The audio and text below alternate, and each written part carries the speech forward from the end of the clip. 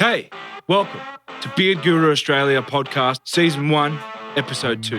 I'm your host, Danny Elliott, aka The Wolfman.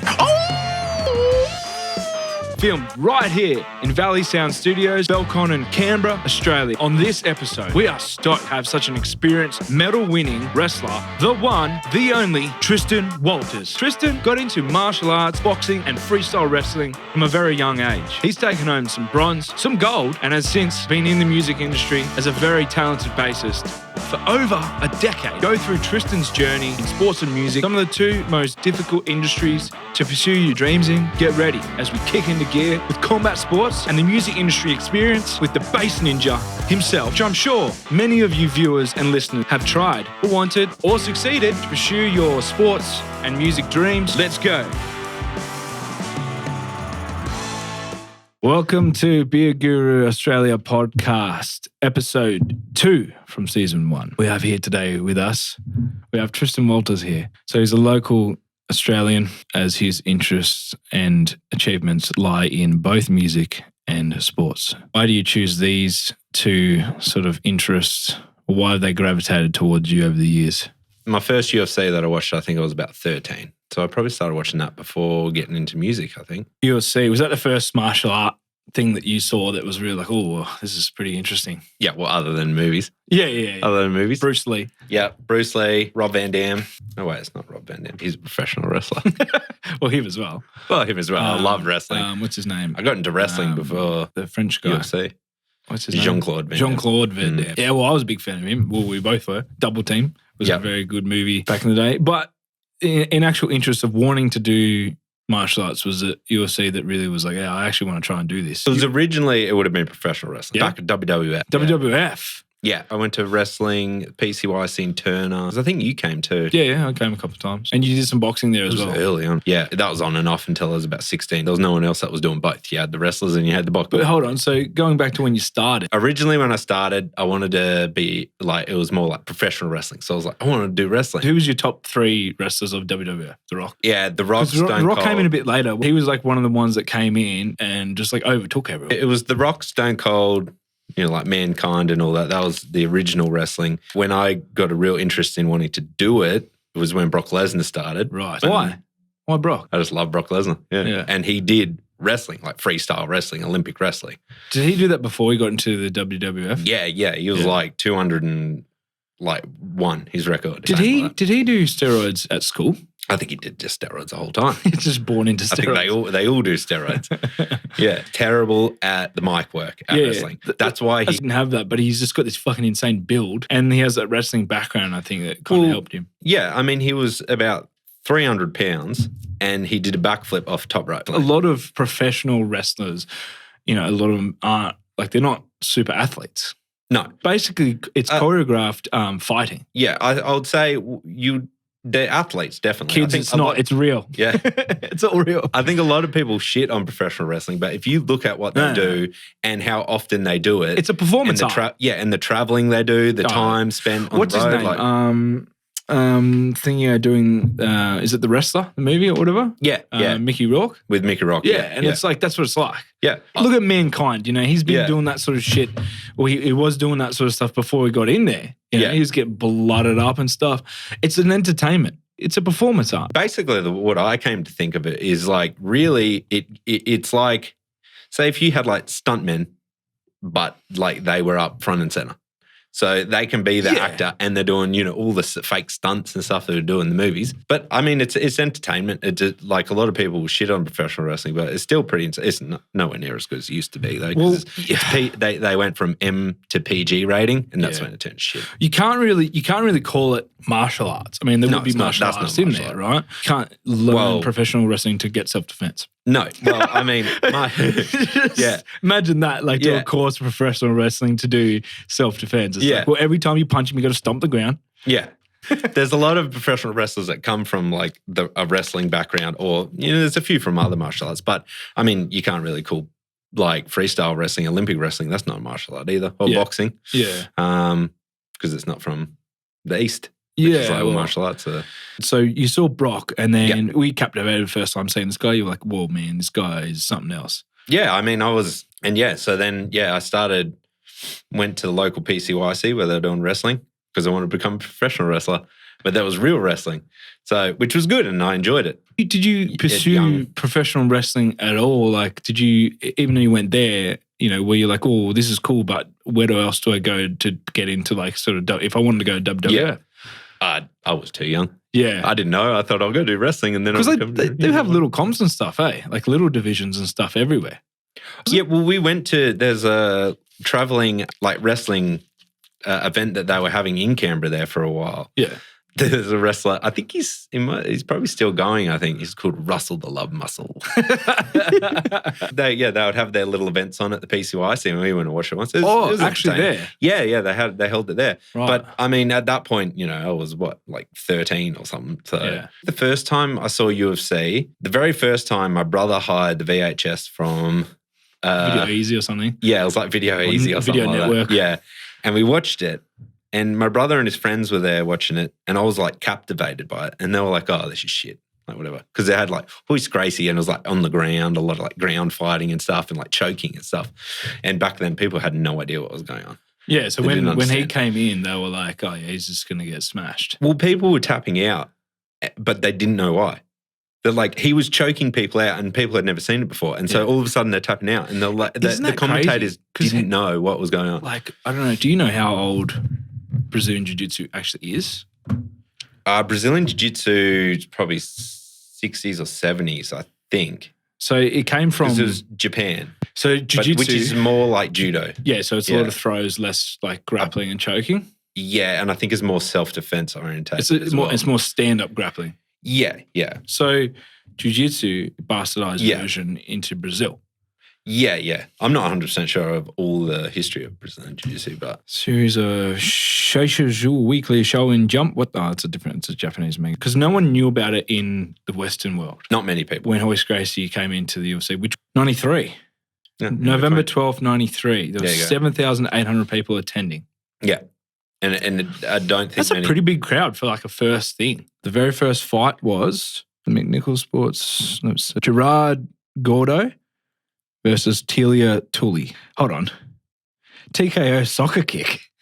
Yeah. Soccer kick. A soccer kick, yeah. A soccer kick is he's on the ground, the dude's standing up and kicks him in the head like a soccer ball. Oh, he's standing up and kicks the guy on the ground? The guy's on the ground, yeah, and he kicks his head. So he's like winds up and kicks it as if he's kicking a soccer ball. Wow. Yeah. And then you used to be able to stomp on the head. Yeah. Stomp on the head. So was there literally no rules or could you not eye gouge? I don't think you could eye gouge. I think there was some rules. There wasn't many though. You could you could hit him in the nuts. I remember there was a dude who got punched in the nuts till he gave up. There was 3 rules. Yeah. No biting, eye gouging, or groin strikes. That's it. Well, I remember seeing a fight where someone got hit in the nuts several times till he quit. Really? Yeah. That's crazy. So I don't know. The 3 rules were employed from the ancient Greek sport of pancration. Oh, pancreas? Pancreas? Pancreas, is that? Yeah, that might be how you say it. I don't know. It looks like pancration, but yeah. Well, maybe pancreas is what Rasputin. Bas Rutten used to do. They had a rule where there was no closed fist punching to the face. Yeah. Weird. So that's why he did real well because he could bend his hand almost back far enough so you could do palm strikes, but he would bend his hand so far back that like it would really just be like bones. The hardest part. Yeah. Well, it's different. Pancration is different to pancrase. Pancration's Greek Olympic Games that was it started in 648 BC. Yep. And then pancrase is founded in Japan in 93. So that's just a company, is it? It's based upon pancration. So they're both. Okay, yeah. So pancrase is it's an arts promotion. Yeah, okay. Yeah, so it was the fight. Like the UFC. Yeah, so it was the fight company called Pancrase, which they derived from pancration, which was a sporting event in the Greek Olympic Games. Because it was their Olympic Games that year, they included that in. I don't know if it went further than that. Which was an empty hand submission sport with few rules. Yeah. Well, they went for a while. Sounds like an intro to a movie. Yeah, yeah. Empty hand submission sport. I know that was a promotion that Bas Rutten was fighting in, and this guy kept complaining that he was punching him in the face with a closed fist, and he pissed Bas Rutten off.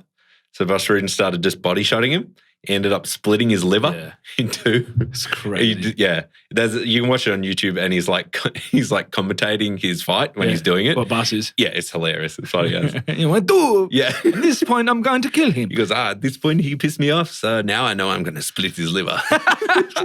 It's brutal, that guy. Yeah. He wouldn't want to be on his bad side. No.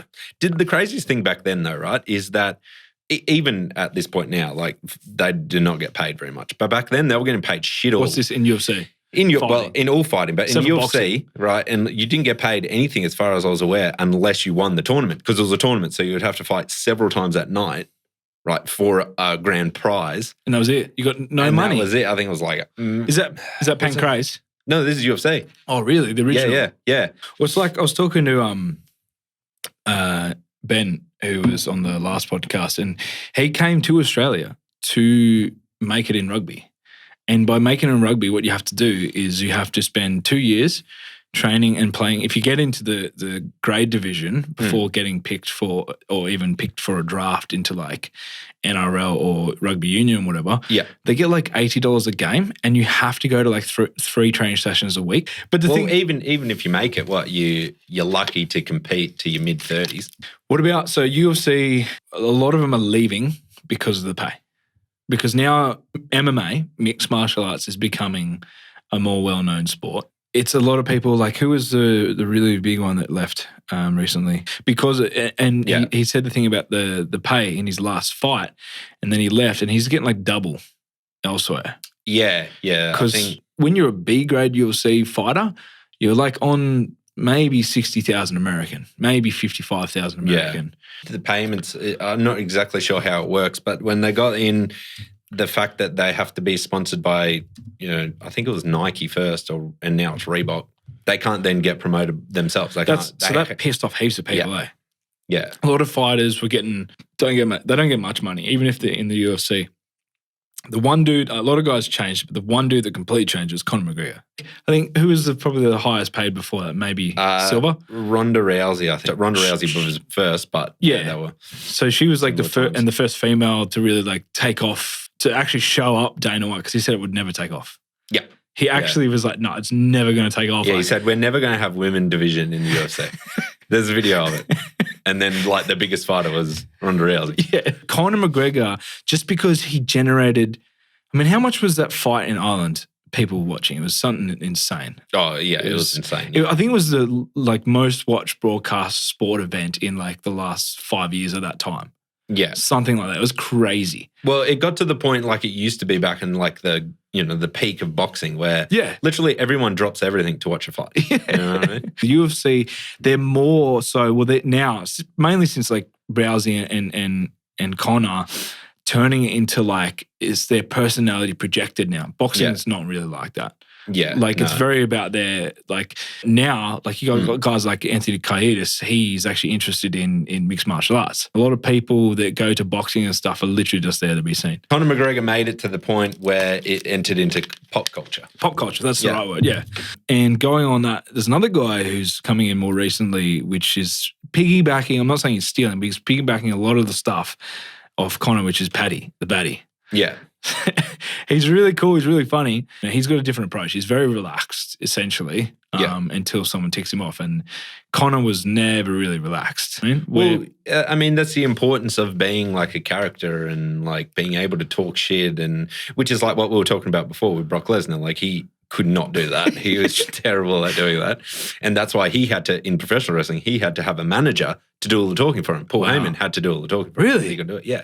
I can't remember that. Yeah, it was, Paul Heyman's like a short, fat dude. Yeah. But that's anyway. Creating a character in its own. Like, I'm not going to fucking talk. Yeah, well, I mean. I'm here to wrestle, man. Yeah. So you can't, you can't do that in UFC. Could you imagine someone comes out and just someone else does all the talking for him? It could happen. Yeah, it could happen. Yeah. Rey Mysterio might start. So, I'm just looking here. Well, actually, this is pretty funny. One of the big managers for MMA there for a while was MC Hammer. Are you serious? He was managing fighters. Yeah. Wow. Lowest earnings are about 10 grand a fight in UFC at the current moment. Like, how does that even pay for a training camp? Dude, like, and that's American, right? And so in America, I think the average wage is 50,000 American.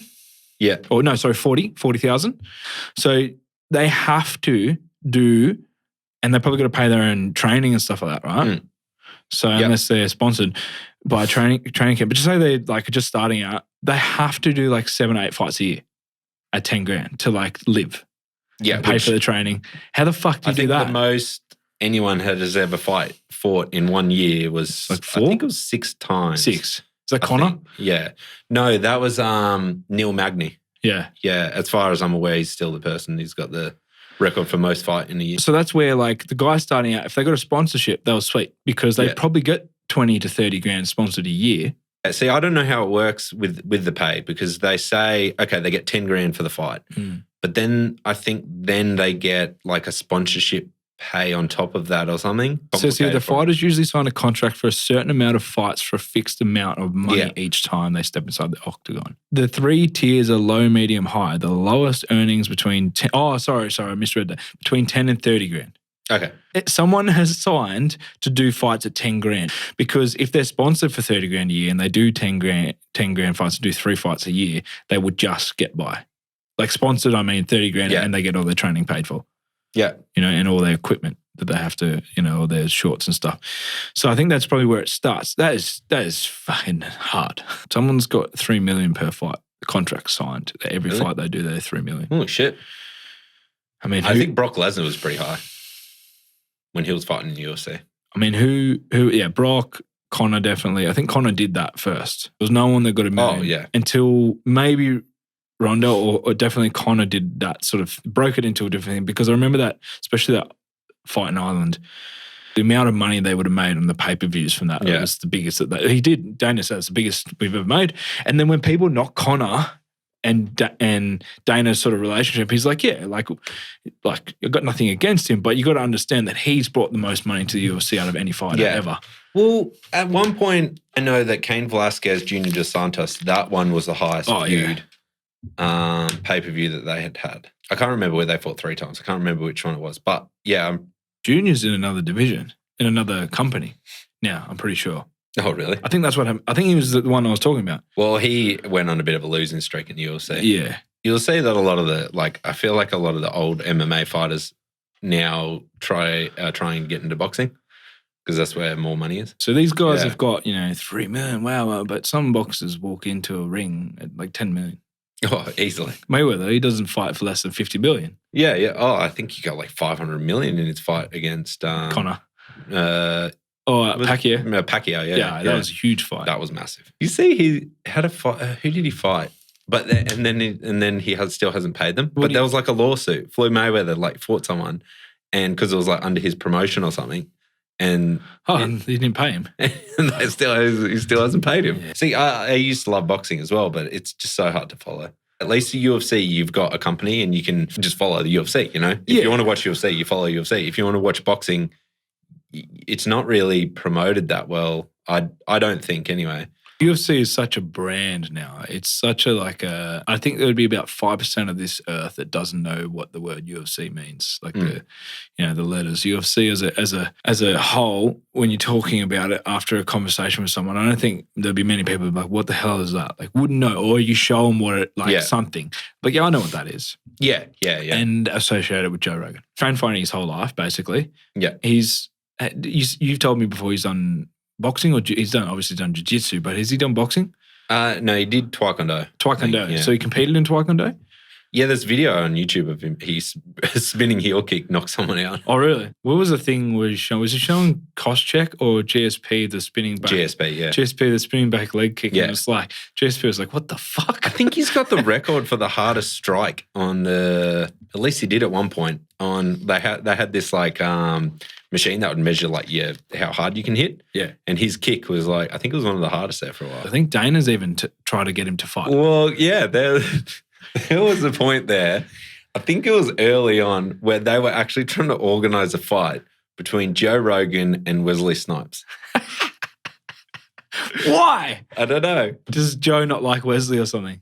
No, I don't know. I remember hearing it somewhere. It was probably Mike Goldberg's idea. Probably. Were they pretty serious about it? Yeah, and then there was also a time where they were seriously considering a fight between Dana White, boxing fight, not MMA fight, boxing fight between Dana White and Tito Ortiz. What? Yeah, because they hated each other. Oh, yeah. See, it's funny because UFC, like, almost didn't exist because when they first wanted to start it, the promotion, they wanted to have, like, a flaming pit with alligators around the ring and, like... Whose idea was that? Because Dana wasn't there then. No, this was early on. Yeah. I think it was started by, like, Brazilians. Oh, yeah. I think the UFC. But this is like when they wanted to promote it and stuff. This is what they wanted to make like a spectacle. So it was going to be like a full-on 80s Bruce Lee movie where it was like, you know, like the world's best fighters all come to the same place and compete and fight in a ring, and there's going to be like crocodiles or alligators or whatever. And what? Flames and shit and all this. And if they had done that, it wouldn't have gone anywhere. No one would have taken it seriously. UFC was founded by businessman Art Davey and Brazilian martial artist how do you say that? Roroin? Oh, it'd be Horoin. Yeah. Horoin. Gracie. Something. And the event was held in 1993. Yeah, so it was Art Davey. I don't know who that is. Doesn't sound that Brazilian. No, but businessman. Yeah, so businessman. So this Brazilian guy, one of the Gracies, probably brought it to him, and then they go, yeah, let's do it. Let's put crocodiles and alligators and fight. I'd say, yeah, that's probably who it was. Yeah. Because, Joe Rogan was talking about that on his podcast. That's what I was listening to. Oh, really? Yeah. You swing into the ring across the moat. Well, actually, you're like Tarzan swing. Look at some of these Russian martial arts that they have now. There's one that they literally will have an MMA fight in a car. Oh, really? So they're both in the driver's seat, and they go, and they fight. Then they turn around and start fighting. All right, I'm gonna get a video of this. There's also like, what about like there's like 10 on 1 or whatever? Yeah, they do that. Yeah. And then there's like a all-in brawl with like 15. They also do fully kitted out medieval knight MMA fighting. Oh, yeah, I've seen that. Yeah. That actually happens in Canberra. So I went to the gym one time and I was watching this guy, and he had to wait for him for the boxing bag. Yeah. Because he was striking it with a foam sword. And really? I was like, this is a bit strange. And I was talking to him, and he's like, no, I'm just practicing. I thought he was like, just like into swords and stuff. But he actually fights. It's basically, that's what he told me. He goes, it's basically UFC cross medieval fighting. And they use real, like they get the weight ratios of their swords and stuff. They just have to be blunt. I find it interesting that happens in Canberra. Training with a foam sword, you think wouldn't really equate. So weight-wise. it's it doesn't. So what he does is he builds up. So he was doing that first, and then he'd have other ones but he can't like smack it with a bit of metal around in a gym, you know what I mean? Yeah. So, but he also practices blocks. So he kicks the thing and it comes at him, and he practices block and moving and stuff. I was watching it. It's very interesting. But then he was showing me some videos, and they fucking belt each other. Yeah. They like do this, and they come close, and they full punch right metal on metal to the helmet. Yeah. And he's like, yeah, dude, some people get like messed up bad. Like they hit their legs and they break their ACLs and stuff. And like concussions. This is just people getting together and doing this. There's no like. For fun. Yeah. There's no like organizing. This happens in Canberra. It probably happens elsewhere as well. But he showed me the video, and it was just like a pack of like 30, 40 people just at the lake. It's almost like LARPing, but like with real swords. Oh, I remember watching that the extreme jousting stuff.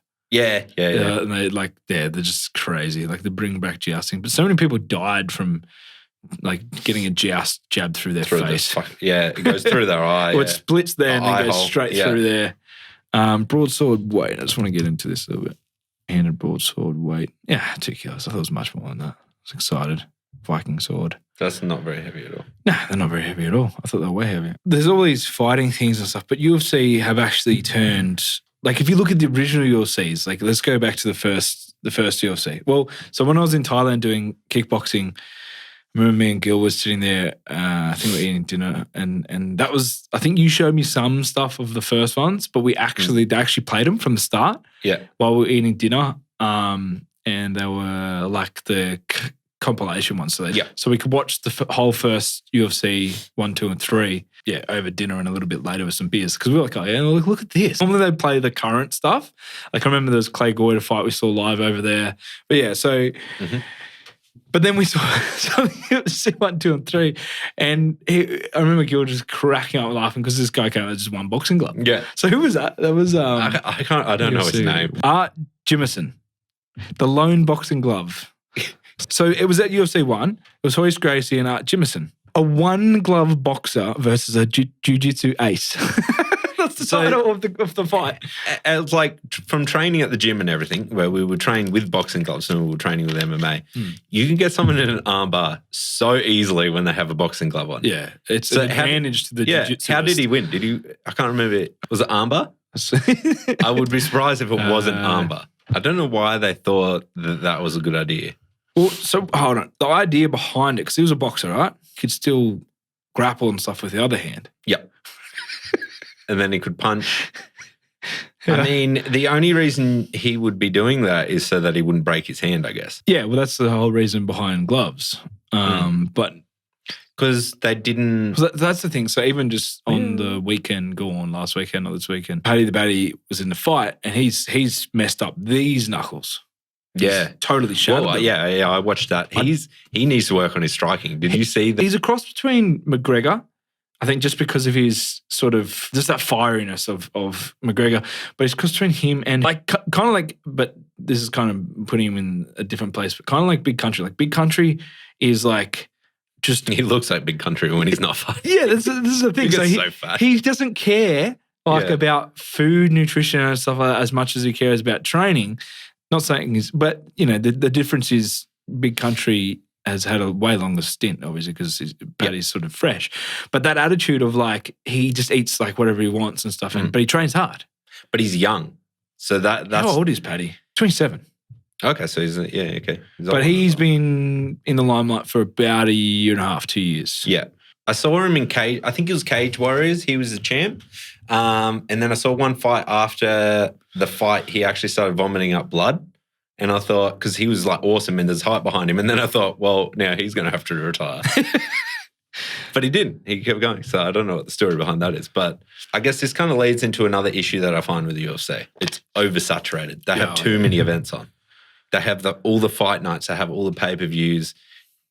And I feel like they don't have enough good fighters. They've just got numbers of fighters instead of quality fighters. Yeah, well, so it used to be extreme quality. And what would happen when the prelims and stuff, that would generally follow suit. Like it'd be, if there was a lot of knockouts, it'd be like a lot of knockouts, right? Yeah. If it was a good prelim, it generally meant good fights. Yeah. And then the dudes from Fight Night or whatever jumped in. And then they started picking the fights and it got really good. Well, it was run... But the actual fighters, there was a lot better quality, but not as many fighters. Yeah. So for a while there, they had... I think Oscar De La Hoya had something to do. The Golden Boy Promotions had something to do with it there for a while. Dana White and Oscar De La Hoya had a massive falling out. Oh, really? Yeah. Zufar, they sold it, right? That was the transition. 2016. Yeah. So that was like right in the middle of Conor. Or like, that was when has made his sort of massive impact there. They sold it for $4 billion. Yeah. So, Conor was big in like billion. What? He was big, 2016, same year. Yeah. Well, they were smart. The Fertitta brothers selling it right when Conor McGregor was massive. The UFC had never been bigger. How the hell is it going to get any bigger than that point? And that's the thing as well. The style of fighters, there's so much of like generalized of everything. Yeah. And there's no one that's like super special. They're all, because that's what you can train MMA now. Yeah. And there's like, you go there and when they get into the UFC, they know a bit of everything, but they're not super specialists or anything because they want to kind of go through the motions and then get big and then focus on something. You know what I mean? I feel that's the way that they're doing. Because like Paddy, he doesn't have the best technique, but he's a character and he's got drive. Like he can stick it out and you can see, because I think his last fight went 3 rounds, which was his first fight that went past the second round or something. Well, I think that and I mean, if they're smart as well, they're going to handpick his fights for a while. He's not going to fight anyone that I think could beat him or like, that he has a good chance of losing against, because they've got to build him up. Yeah, well, he's an asset to them. And with MMA is not as bad as boxing, but like, a loss really taints your growth and your brand as a fighter. Like, boxing's the worst though. Comebacks can be really good as well though. Yeah. But usually it's like if you're on a big winning streak and then you fight like for the title, and you lose that, and it's like by decision, then they come back and then they beat them And then it's like, well, you guys are gonna have a third. Yeah. You're gonna settle the score. I think that's the biggest thing. It's like what's his name? McGregor and broke his leg. Dustin Poirier. Yeah, Dustin Poirier. Like that is like the only thing I think that Conor should really come back for. Other than that, I don't think he should come back. Like that's have you seen how massive he is as well? Yeah, but you can see his whole jaw structure changing. Yeah, well, I mean, he said I love you, Conor, but there's one thing: stop whitening your teeth so much. Sorry, Joe Rogan had a go at him. Like they're mates and stuff. Conor. Conor got real pissed off about. Yeah, they've been going backwards and forwards. I swear to God, Conor is the best controversialist, fakest. Yeah, like he just fakes controversial. Stuff. You know, I think that's where he's excellent at, and that's where he makes it. I swear to God, he's like a natural actor. I watched the pre-fight stuff with Paddy, and I can't remember his name, but there was a heckler in the UFC panel. Yeah, did you see that? Yeah. It was very similar to the time Conor McGregor with that was what's Jeremy Stevens. Jeremy Stevens was, I can't remember, he was saying something. And that was, the Conor McGregor was like, who the fuck is that guy? Yeah. They started getting revved right up and he stood up. Paddy stood up and was like, come on. He was like, and then he said something like, oh, I'll crush your head. It's like, you'll do nothing. You'll do nothing. I was like, this is exactly what Conor said. Exactly. Just repeat it. I was like, he's like channeling that Conor, which is great because all that sort of stuff has made, UFC such a NBA thing now. It's like when there's that stuff happening, it's outside.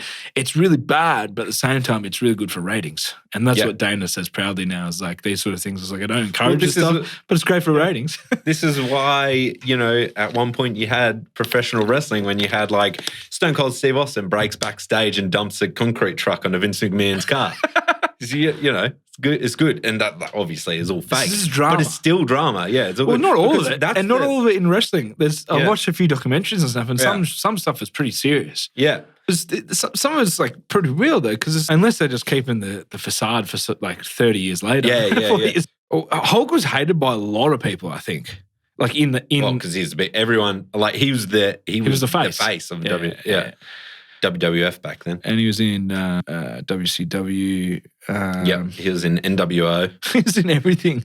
Like these two guys absolutely hate each other. He doesn't like Vince. Not many people like Vince though. Rowdy Roddy Piper. Oh, yeah. Oh, did they hate each other, did they? In real life, because what happened was, I think Hulk didn't really mean it, but never said sorry or like he said stuff about his family and all this sort of stuff because he found out about and said all this stuff. And then it just was like, I don't care if this is entertainment. It's like, he's attacked my family. Yeah, okay. I really want to actually fight him for real now. Yeah, right. And he's never lived it down. It's like 40 years later, he absolutely hates it. I can't remember what it was, but I just saw Rowdy Roddy Piper's died. I think he died from a heart attack a few years ago. Oh, really? Yeah, this is an interview.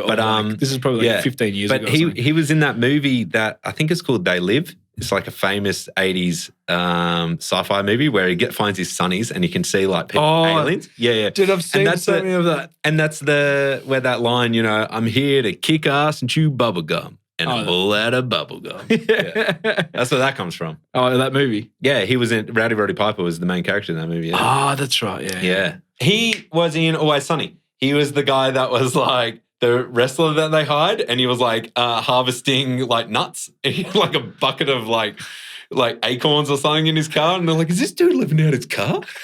Remember? And he was like, "Dude, I don't want to say anything, but behind your back, like to Mac, they're like, he kept calling you the N-word."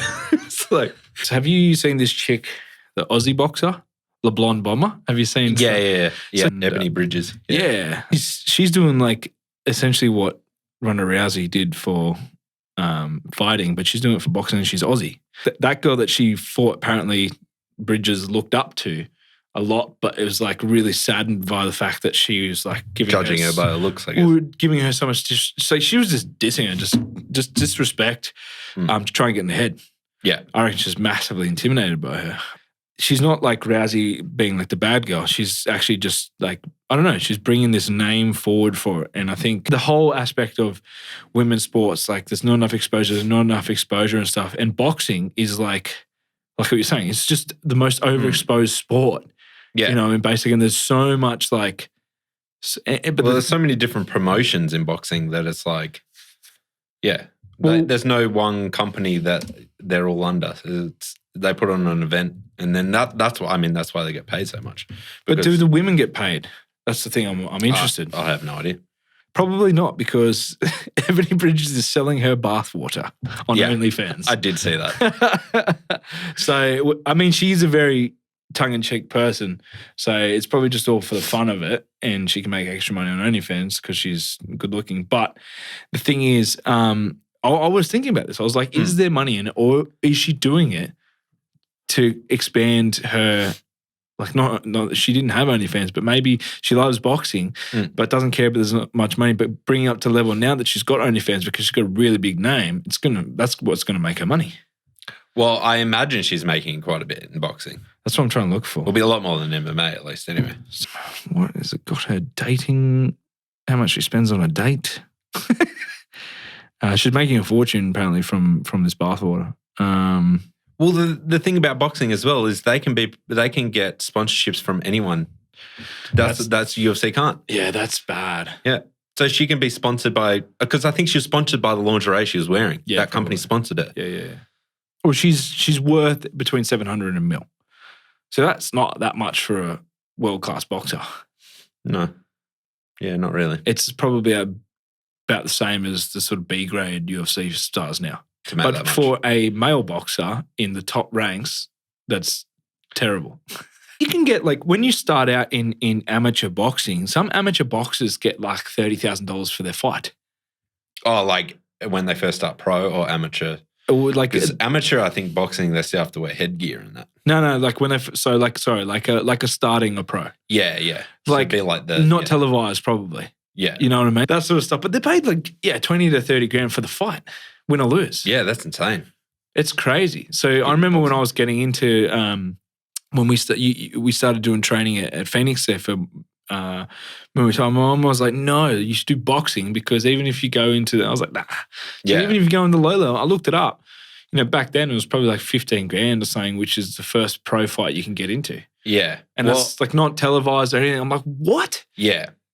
I mean, any combat sport is a bit risky. I know, like boxing especially, and I think Joe Rogan's talked about this, because they have the bigger gloves, you've got more likely to get brain the kick. Damage. And plus you got the count. If you get up in the count, MMA you don't. Yeah. If you get hit to the ground, you're probably going to get hit again, and that's going to be the end of the fight. Yeah. But there is a guy I used to work with whose mate was a boxer, and he actually fought on the undercard of the Pacquiao when Pacquiao came here. He fought, who was it? Jeremy Horn, I think. Yeah. He fought on the undercard, and he'd been doing boxing for years since he was a kid. And so, he was on the undercard. He actually then had to give up because he started having blackouts and slurring words. And it turned out that he had brain damage. My mum was like, yeah, you should do boxing. I was like, Mum, you always talk about like, you got to be careful of your health and like, what are you doing some of this stuff for and blah, blah, blah. I'm like, you do realize that boxing, you get hit in the head so many times and not get knocked out, and you go the fucking 12 rounds, get punched in the head, versus UFC is only 3 rounds. Yeah. And also you get punched in the head hard enough from that person when they do have that knockout power and they connect enough, you get knocked out. Yeah. Or you'll see a lot of the times they'll get hit and they get rocked, and then they'll usually get taken to the ground and submitted, or if they're just covering up, they'll get like ground and pound and all that. So they don't actually cop that many shots to the head. Yeah. It's straight to the head because it's a lot to the arms and stuff like that. I mean, it depends who's reffing as well. Some refs are if you're on the ground and you're not covering up and you're getting battered, they stop the fight. Yeah. TKO. Yeah. So it looks more brutal in the sense of because like there's not those big gloves, and there's elbows and knees and stuff and spinning kicks. So people are like, wow, but the effect of, you can split your nose open, which actually I saw on that, I was watching the thing with the Bridges thing, and on that it was all about women's boxing and stuff, and there was like when a woman boxer goes and fights a MMA Brazilian fighter who's like Muay Thai specialist and just a natural black belt. Yeah. Because they do it since they're like 3. Yeah. And she was like putting up a little bit. And then when she got rocked, she had no idea what was going on because she kicks, what are these kicks? And then she got kicked in the nose and holy crap. Like you saw Forrest Griffin, it was bad with that fight, man. But this was like her whole face was blood. Yeah. And the gash was in the middle of the nose. Oh. And you couldn't see the bone, but literally her skin, because it's so tight, it was like that. Ugh. It was probably like a finger's worth. Yeah. And just dripping blood everywhere. Ugh. And that's because she's like, boxing gloves and stuff, and then gets a shin to the face from an expert Muay Thai kicker. Well, that's like... Well, she leant into it as well. Yeah. And just bang. That's like, I mean, if you watch that bare knuckle boxing that's getting big now, it's like you just see the cuts. It's just, it doesn't take much pressure without gloves on to just start cutting up the face. So you went from like wrestling and you did... So what was the wrestling that you actually did at PCYC? What style was it? Was it Greco? Freestyle. Freestyle. Yeah. Because then, didn't you compete? So when you competed, what did you compete in? I competed in freestyle wrestling. Yeah. Freestyle wrestling. And then, so was that through PCYC? Yeah. How long were you training there before you actually competed in that sort of stuff? So I started taking it seriously when I was about 16. Did you get rid of the idea that you were going to become a pro wrestler, or was that still in the works? So once I started taking it serious, that was when I started watching UFC a lot more. I took up boxing as well. So I started doing the boxing and the wrestling. I was at school and I was telling people, oh, yeah, I love UFC. Like, I'm getting in UFC. And they're like, oh, that's gay. Like, there's just wrestle on the ground. Oh, yeah. And I'm just like, what do you mean this gay? Sick. And then, anyway, so that was before like anyone even liked UFC or like what MMA. People used to call it UFC. Oh, yeah, UFC fighting. Have you seen that? But that's the funny thing. When I went to Thailand, a lot of people, like even first time went there training, it was just starting to get big in Australia. Yeah. Like that was 2019 or something. That was when it was really starting to get like, 2009. So that was when it was starting to get really, really big. Yeah. Starting to really crank up, a few people that you talk to. But when you went over there, it wasn't that big everywhere else. People knew what martial arts were and stuff, and they were training. Or then when we went out talking, we're doing training, they didn't really understand what it was. They just knew UFC, but they didn't know that it was mixed martial arts. So it was boxing versus jiu-jitsu versus taekwondo versus karate versus what's his name's one? The dude Seagal. Check Kondo or something? No, that's Bruce Lee's one. Yeah, what does he do? Any source of fighting that's in there. And people just was like, no, but it's UFC. And they didn't even know what UFC stood for. No. Some people probably still don't. Yeah, they thought the sport was UFC. Yeah. But that's just the company. Yeah. So back then, you were doing mixed martial arts. Like that's how I was trying to. Yeah, that's where.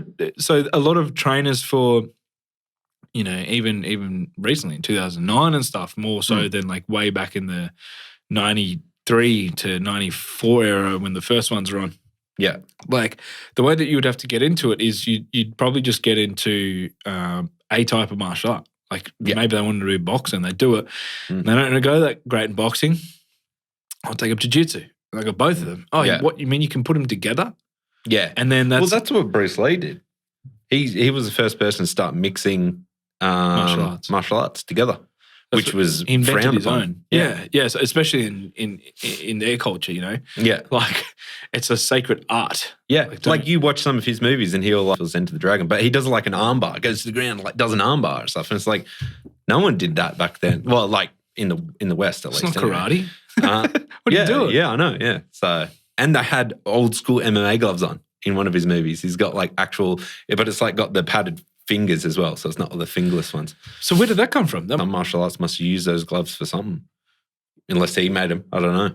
It must have been maybe it's karate because he's like back slap and grab. Yeah, maybe. Yeah, so do back slapping or Jeet Kune, which is what he did. Yeah, I don't know. Well, like, what did the trainers say when you were doing that? They're like, you're crazy.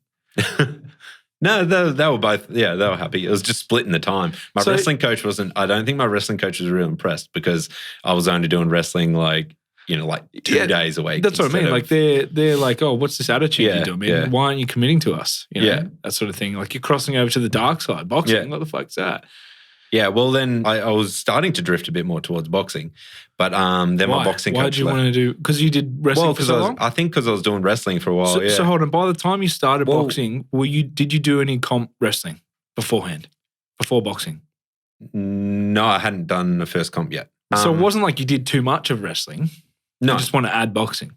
Yeah, well, and I think as well, like me and my brother. Is it because of UFC? You were like, I want to get some striking. Yeah, well, probably. Yeah.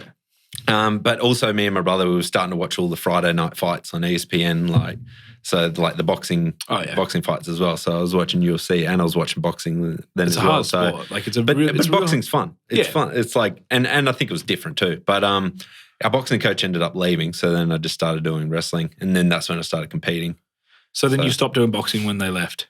When he left, yeah, they kind of on and off. If you're doing 20% of what a boxer's, athleticism is and fitness, you're pretty fucking fit. Yeah. Boxers are like the fittest people in the world. Yeah. If I had to compare everything, wrestling was definitely the hardest because that's running around and it was a 3-hour class. Ooh. You had a 3-hour class where. So I thought 2.5 hours or basically 2 hours of training in Thailand was pretty brutal.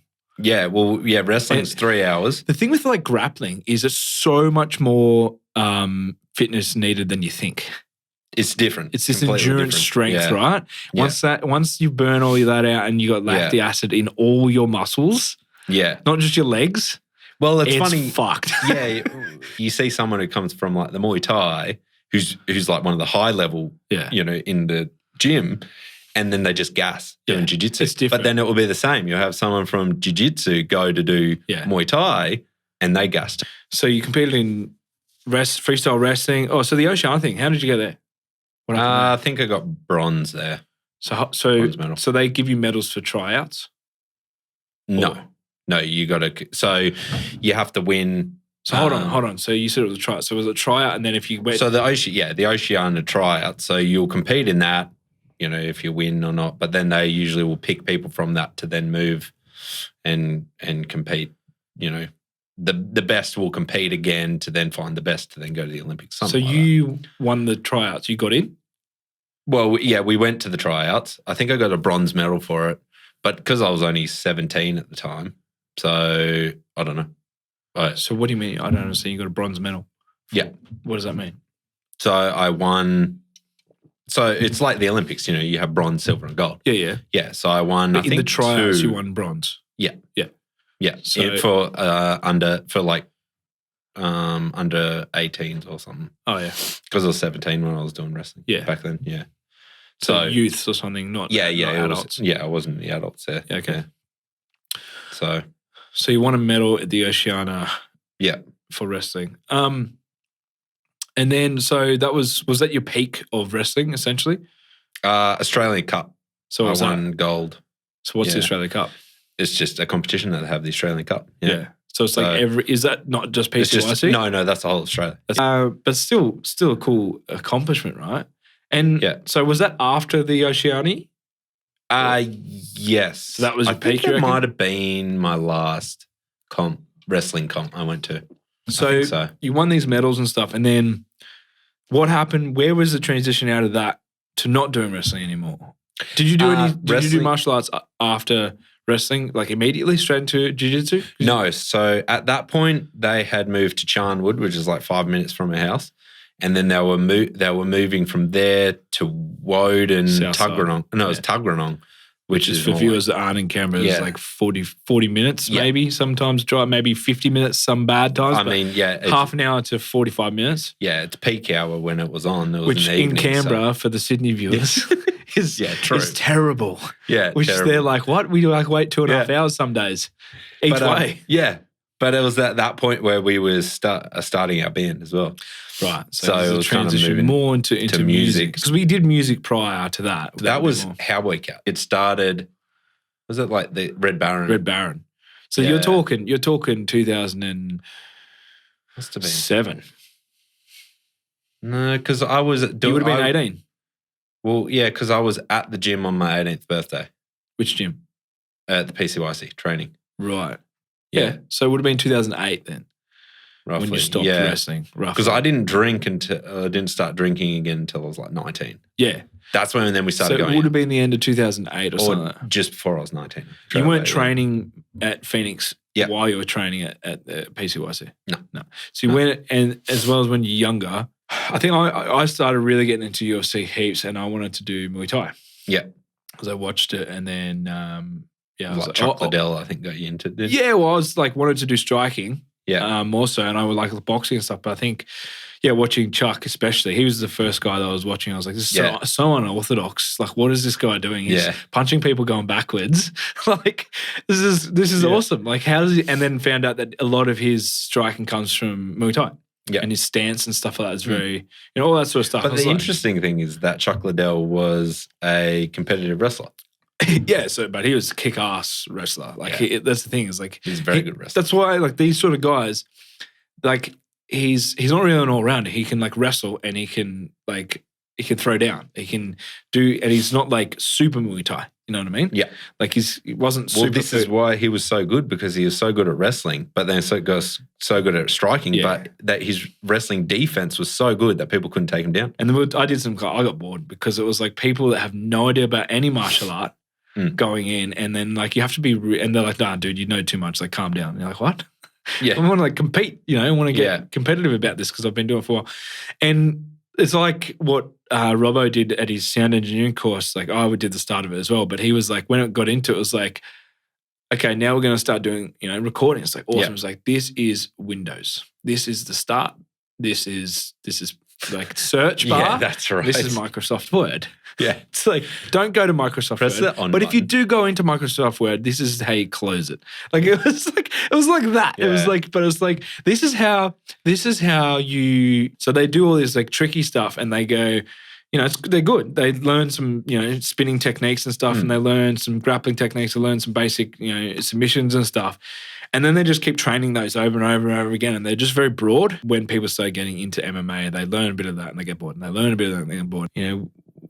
We kind of went through our stuff and just breaching past adolescence, going into sort of that last stage of adolescence where you do. I think a lot of people do try a few different other things. Go, I'm going to go to uni. I'm going to travel. So I did a bit of traveling.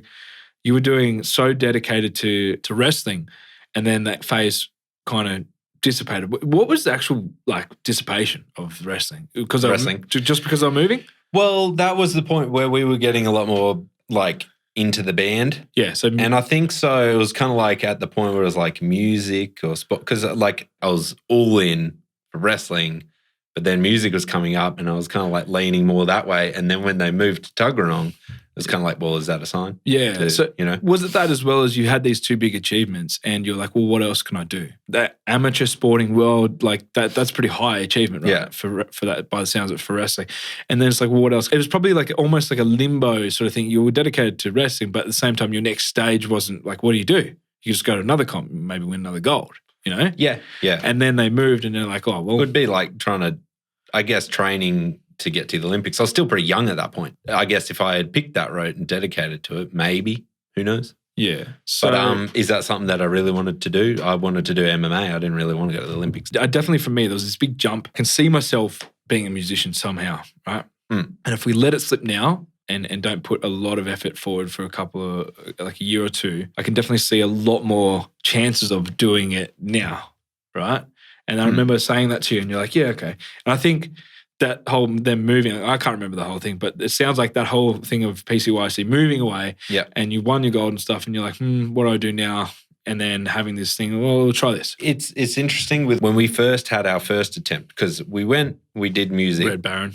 Yeah, we did Red Baron, but we were young and there was a lot of just like rock star drinking. Yeah. Like it was a bit silly. And that's what then at that point led me back to like, I don't want to drink anymore. I want to get fit again. And then that's when I found Phoenix, which was an actual MMA. They advertised MMA. They had MMA classes. The first time I had ever seen like a gym or something doing that. So that's when then I got back into jiu-jitsu, back into training with jiu-jitsu, because I had done wrestling, jiu-jitsu. And they didn't have wrestling there? No, they didn't have wrestling. So, but they're both grappling, they're both interchangeable. So that's when then I went back into there. Started training again, but then I picked up Muay Thai classes, so I was doing both. Yeah, again with the striking. Yeah.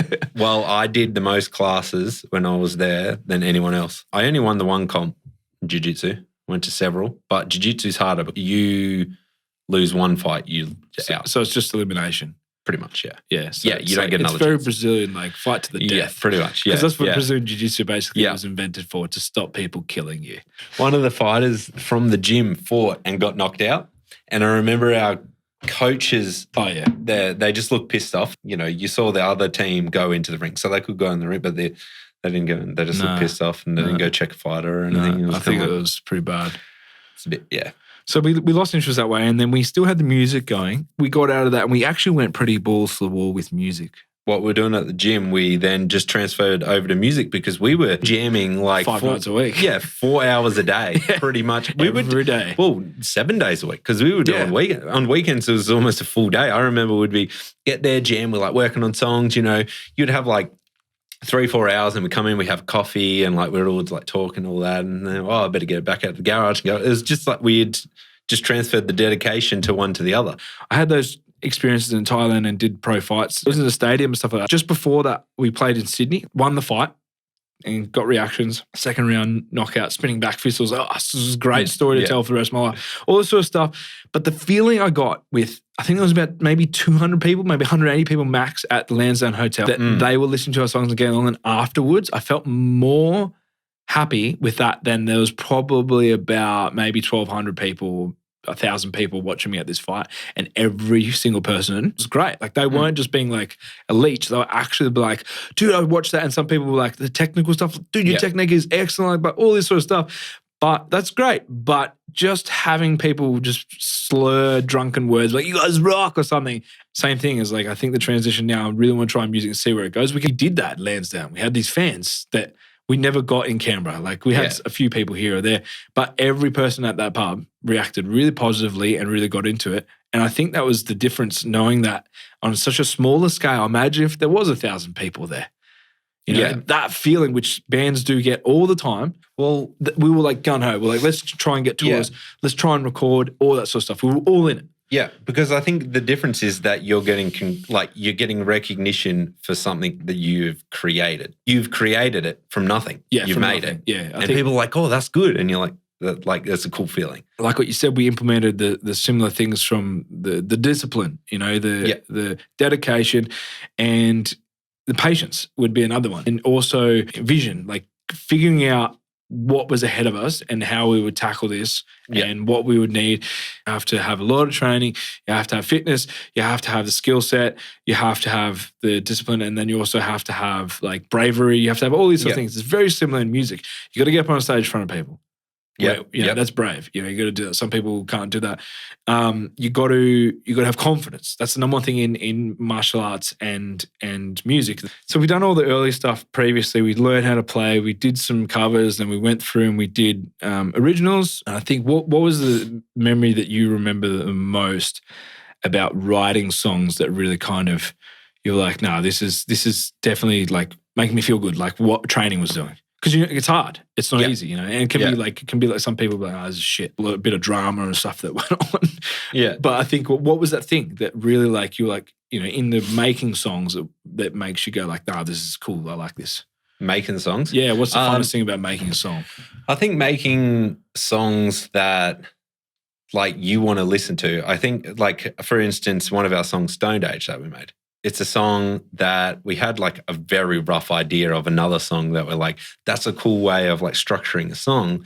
I wonder if we could do something. And then we start making it. And it's like, this song is awesome. Like, what would you take and tell people as like turning a song that's pretty good into recording it and then taking it to the next level, a finished song, basically? What would you give advice to people in the sense of like how to do that? Well, I think that the biggest thing, say, for any musician that's starting out or whatever, is your biggest aim is to, one, practice, get everything tight, record it, and then start gigging. Is if you have product like recordings when you're gigging, is then you have something to give people. And like this day and age now with Spotify too, you can connect, you can build a fan base. I guess people haven't been able to do that in the past as much. They might go to a recording studio, but they still struggle. Whether you're in a band and you're, playing just your one instrument or, maybe singing as well, or if maybe you're doing everything, but you should know every single part, because if you can go into recording and you can record like good and quickly, that's going to be the easiest thing, because recording is tiring. It is. Also than you think. Like I think a lot of people don't realize like mentally, like you go into record, like, it can be quite draining. Is discipline, dedication, and just a lot of consistency as well. Because 10 minutes a day of doing a scale or just learning how to pick your guitar or hit a drum, and then you do it the next day. If you're sitting there trying to learn a riff, you could be like not quite getting it, getting frustrated, all that. You sit, you put it down, you go away for a while, you come back and all of a sudden you play it. Well, it's been good having you, Tristan. Walters.